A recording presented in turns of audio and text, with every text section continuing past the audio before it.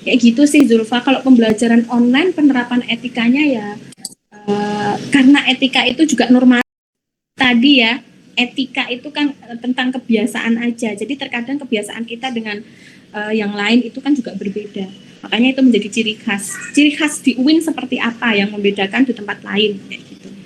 Itu Zulfa. Ya, terima kasih Bu. Ada yang lain?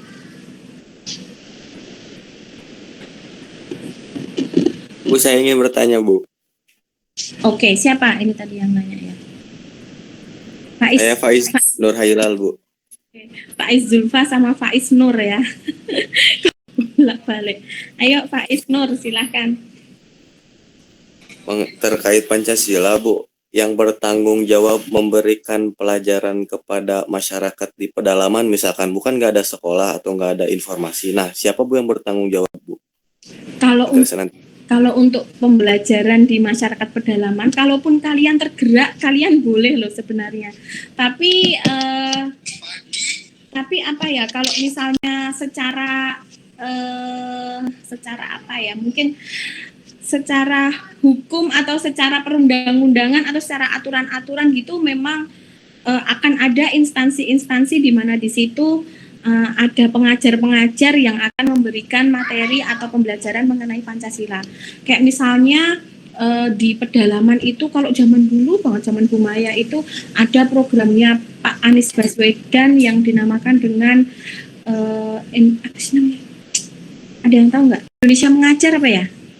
Nah, Indonesia Mengajar itu tuh kayak agen-agen. Jadi bukan hanya pengajar aja, siapapun itu masyarakat umum, pemuda-pemuda kalau dulu yang sering ikut itu pemuda diseleksi dan sebagainya diberikan keilmuan yang enggak hanya Pancasila tapi ada salah satu nilai-nilai Pancasila yang memang harus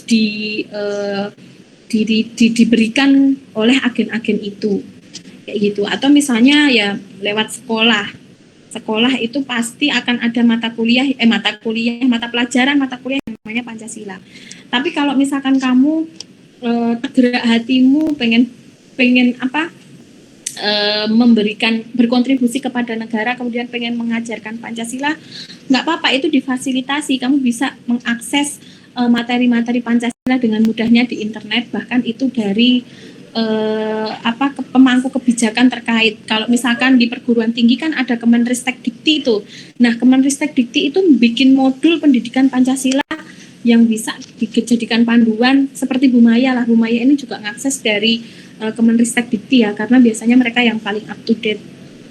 Kalau buku-buku paling hanya dijadikan untuk nambah-nambah aja. Misalnya kalau teori-teori itu kan biasa kita ambil dari tokoh-tokoh misalnya ya, mungkin yang dari dulu gitu. Tapi kalau misalkan update informasi, instansi-instansi terkait misalkan dari kalau TK, SD, SMP itu mungkin dari Kementerian Pendidikan ya, Kemendikbud misalnya. Itu kalian bisa nyari di situ, paling mereka juga akan membuat modul tentang Pancasila.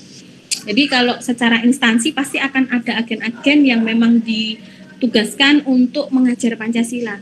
Kayak bela negara lah, kan ada ya program kemarin bela negara.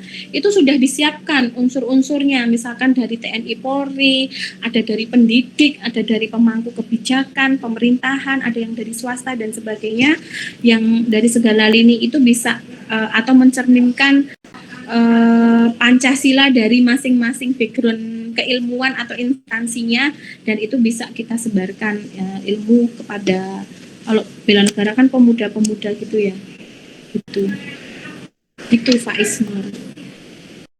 Baik Bu, terima kasih Bu. Oke, ada lagi? Kalau nggak ada, kita challenge. Saya mau bertanya. Oke, siapa? Arya ya? Iya Bu. Oke, silahkan Arya. Tadi dari PPT yang pertama itu kan dituliskan bahwa ideologi NKRI itu adalah Pancasila. Tetapi kemudian ada anggapan dan orang yang mengatakan bahwa Indonesia itu merupakan negara Islam. Nah, itu kira-kira bagaimana Bu? Benar mana? Gitu. Nah ya itu tadi ya yang namanya pergolakan, yang namanya permasalahan itu kan pasti ada ya, bahkan pergolakan ini itu terjadi pas pembentukan Pancasila ya. Kalau teman-teman kan kemarin pas presentasi itu di sila pertama aja sudah terjadi pergoncangan gitu ya, di sila pertama aja dulu memang ada unsur ketuhanan yang Maha Esa yang berdasarkan syariat Islam. Nah, itu kan karena apa? Karena pada saat itu memang negara kita kan memang negara yang dominan dengan agama Islam, dan kemudian tokoh-tokoh yang di dalamnya itu juga dari organisasi Islam. Bahkan organisasi Islam itu memang menjadi menjadi pilar juga dalam kemerdekaan bangsa Indonesia. Ada partai Masyumi, kemudian Muhammadiyah dan NU pun juga sudah ada di zaman dulu itu ya, dari Wahid Hasim, Kiai Haji Ahmad Dahlan, pokoknya kiai-kiai, alim ulama dan tokoh-tokoh keagamaan yang beragama Muslim itu memang menjadi tonggak sejarah kemerdekaan bangsa Indonesia. Makanya memungkinkan bahwa sila pertama dulu itu dikatakan sebagai ketuhanan yang Maha Esa berdasarkan syariat Islam. Nah, akan tetapi dari negarawan-negarawan kan juga harus memikirkan bahwa negara itu memiliki keyakinan lain selain agama Islam, dan itu juga harus kita harus kita pahami, harus kita kita harus bertoleransi dengan mereka. Nggak boleh, kamu nggak agama Islam, kamu pergi aja lah dari Indonesia, ya kan, nggak bisa kayak gitu. Di Arab aja bisa menghargai sebagai Arab itu kan dia dominan Islamnya lebih banyak daripada Indonesia. Tapi warga negara yang tidak berkeyakinan Islam pun juga boleh ya di negara Arab, apalagi di Indonesia. Jadi kita harus menjamin kebebasan mereka dalam beribadah. Pada akhirnya syariat Islamnya dihilangkan menjadi ketuhanan yang Maha Esa. Yang penting semuanya menganut kepercayaannya masing-masing, kemudian beribadah sesuai dengan keyakinannya masing-masing, bersikap bertingkah laku berdasarkan ajaran-ajaran agamanya masing-masing. Jadi tidak akan ada terjadi pergeseran-pergeseran atau gesekan-gesekan atau konflik-konflik antar umat beragama. Jadi itu kalau saya ya, pokoknya kita meyakini bahwa Indonesia itu memang negara yang dominan agamanya Islam. Akan tetapi kita harus bertoleransi, kita harus bisa saling menghargai kepada agama-agama lain. Kita nggak perlu mensupport ya, misalnya kita harus bangun gereja, nggak apa. Ya sudah, yang penting kita berikan mereka kebebasan. Kalau mereka memeluk agama lain ya silahkan. Kalian kerjakan urusan agama kalian, saya kerjakan urusan agama saya. Kira-kira kayak gitu aja sih Arya, bahwa Indonesia itu ya harusnya syariat Islam. Ya enggak, tapi kalau saya sebagai warga negara yang beragama Islam, saya wajib menjalankan syariat Islam. Gitu Arya. Mungkin ada yang mau berkomentar yang lain. Baik Bu, terima kasih. Ya itu. Nanti kalau kita mengatakan bahwa Indonesia itu kan negara Islam, jadi syariatnya harus Islam. Nah, nanti susah ini bagaimana dengan teman-teman kita yang beragama lain. Bahkan di komunikasi sendiri aja ada di kelas A ya, kelas A mahasiswa asing Henry, dia beragama agamanya pokoknya non Islam, dan dia di sini ya pokoknya menyesuaikan dengan agama Islam ya. Saya nggak tahu sih untuk mata kuliah keislaman bagaimana, cuman Henry menghargai. Bahkan kemarin kita sempat membahas mengenai negara yang dominan Islam, kemudian Pancasila yang sila pertama itu Henry juga memaklumi kayak gitu. Jadi kita saling bertoleransi, itu aja. Kita tidak perlu mensupport yang sampai itu tadilah sampai Natal kita harus datang bawain makanan gitu, juga nggak perlu kayak gitu, nggak apa-apa. Cukup kita memberikan mereka kebebasan untuk menjalankan ajaran-ajaran agama mereka, dan kita juga bebas menjalankan agama kita tanpa saling mengusik, itu sudah cukup. Itu Arya ya.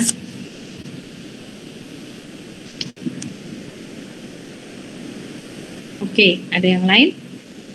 Kita mulai challenge aja ya. Maya pengen segera selesai. Oke, challenge-nya bisa diikuti siapa saja ya.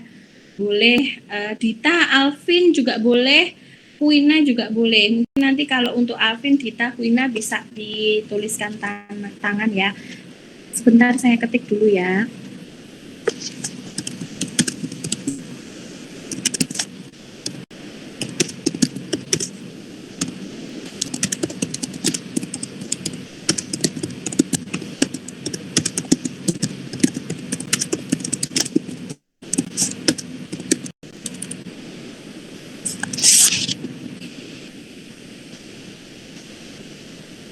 Nah, challenge kita hari ini adalah nanti teman-teman yang lain bisa menjelaskan. Yonga aja lah, biarin Yonga nggak perlu ikut challenge, nggak apa-apa. Jadi Yonga nanti silahkan dikasih tahu ke Dita, Wina, dan kalau Alvin kan sudah ada ya pendampingnya. Jadi challenge kita hari ini adalah tadi kita sudah mempelajari mengenai Pancasila sebagai sumber etika bangsa, ya kan? Kemudian tadi juga sudah ada yang tanya bagaimanakah penerapan etika dalam pembelajaran. Nah, yang saya ingin berikan challenge ke teman-teman dari penjelasan kita tadi, silahkan teman-teman uraikan lagi bagaimanakah penerapan Pancasila sebagai sumber etika bangsa. Dan kemudian berikanlah satu contoh kasus pelanggaran etika yang ada dalam lingkungan terdekat kalian. Nah, dari pelanggaran etika itu tadi kaitkan dengan nilai-nilai yang ada dalam Pancasila. Paham? Jadi jelaskan dulu Pancasila sebagai sumber etika bangsa sepengetahuan kalian. Kemudian jelaskanlah, kasih contoh satu kasus pelanggaran etika yang ada dalam lingkungan sekitar kalian, kaitkan dengan nilai-nilai yang ada dalam Pancasila. Itu bisa dipahami? Bisa ya? Nah, Bisa, Bu. Oke, kalau sudah silahkan bagi yang bersedia langsung raise hand. Nanti akan saya pilih. Silahkan raise hand saja. Ayo.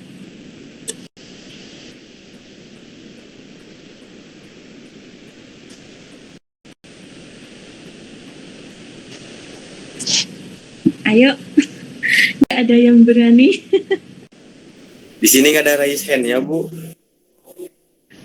Nggak ada raise hand-nya, seriusan. Tidak ada opsi untuk raise hand, Bu. Astaga. Baiklah ya wes, kirim nama aja, ketik nama di kolom chat. Silahkan.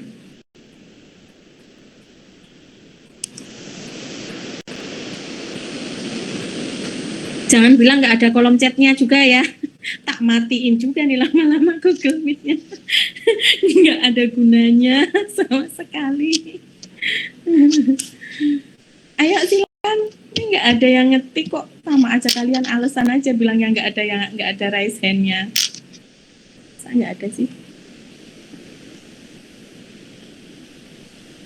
Maaf Bu, boleh diulang nggak Bu pertanyaannya? Oke, bisa. Pertanyaannya adalah, jelaskan menurut kalian ya, setelah kalian mendengarkan ceramah Bu Maya tadi sekitar hampir 1 jam mengenai Pancasila sebagai sumber etika bangsa. Jelaskan menurut sisi pandang kalian tadi, menurut sepengetahuan kalian, dijelaskan bagaimanakah Pancasila sebagai sumber etika bangsa. Setelah menjelaskan, berikan satu contoh pelanggaran etika yang ada di lingkungan sekitar kalian dan kaitkan dengan nilai-nilai yang ada dalam Pancasila. Misalnya kayak Faiz Zulfa tadi, misalnya etika pembelajaran online. Nah, contoh pelanggaran etikanya apa? Misalkan kayak semua mahasiswa menutup kamera gitu kan. Nah, itu tuh sesuai dengan tidak sesuai dengan nilai yang ada dalam Pancasila di sila keberapa. Misalnya sila keempat. Sila keempat kan kerakyatan yang dipimpin oleh hikmat. Berarti berarti itu masyarakat mufakat ya kalau keempat. Di kemanusiaan lah ya. Misalkan sila kedua kemanusiaan yang adil dan beradab. Berarti kita itu tidak memanusiakan dosen karena ketika dosen ngomong kita nggak memperhatikan, misalnya kayak gitu. Intinya kayak gitulah, Pak Isnur ketawa-ketawa. Gitu. Paham ya? Istilahnya gitulah misalnya.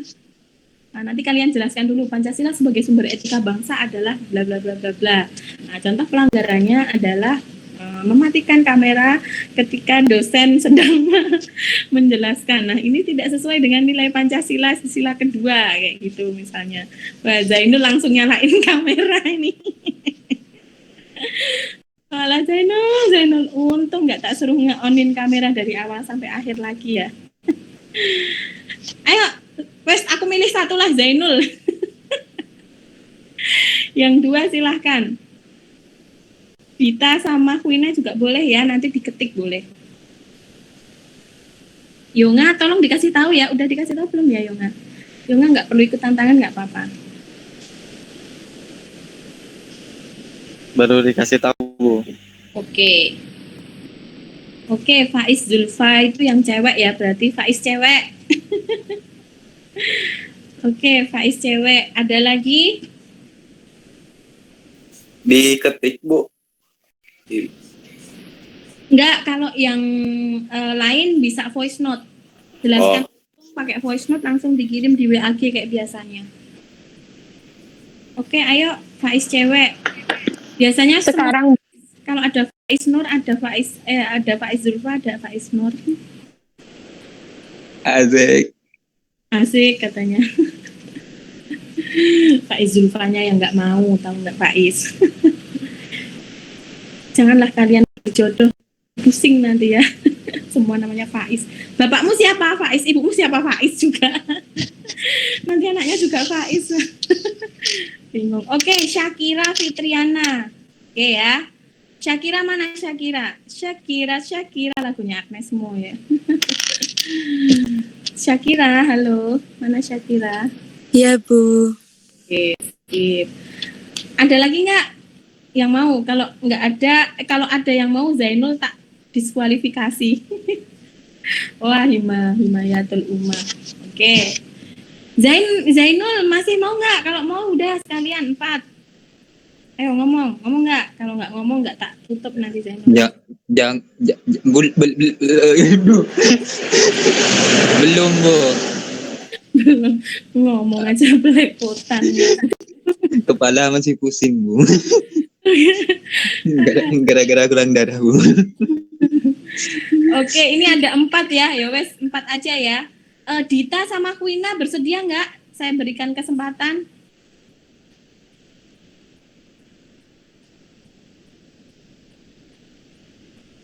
Dita sama Kwina, apakah mau mencoba ya? Kita tunggu ya teman-teman.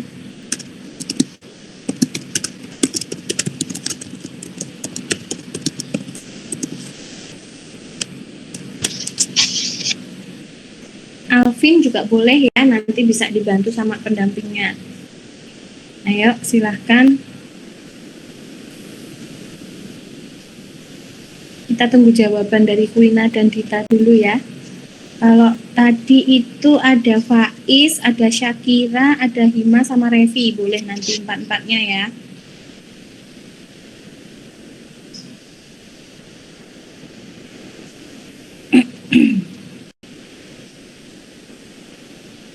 Ayo Dita. Aduh teman-teman tolong dibantuin disampaikan ke Dita dan Kwina ya. Sudah saya chat, Bu. Oke. Dita ya, Dita bersedia ya. Oke ya. Yonga tolong nanti dipandu ya Dita ya. Boleh dituliskan di lewat diketik gitu ya, lewat apa pokoknya di Word atau apa gitu. Oke. Baik, Bu. Oke, Dita ya.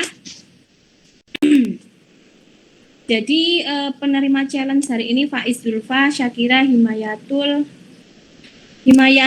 Revi, dan Dita Aprilia. Silahkan setelah ini langsung voice note semuanya. Setelah itu nanti kalau semua sudah mengumpulkan baru saya kirimkan materinya. Gitu ya teman-teman semuanya. Oke, sekian dari Bu Maya. Nggak ada tugas. Touchscreen juga mau ikut, Bu. Siapa? Touchscreen. Mana? Touchscreen. Oke. Oke, berarti ada berapa nih? 1, 2, ya.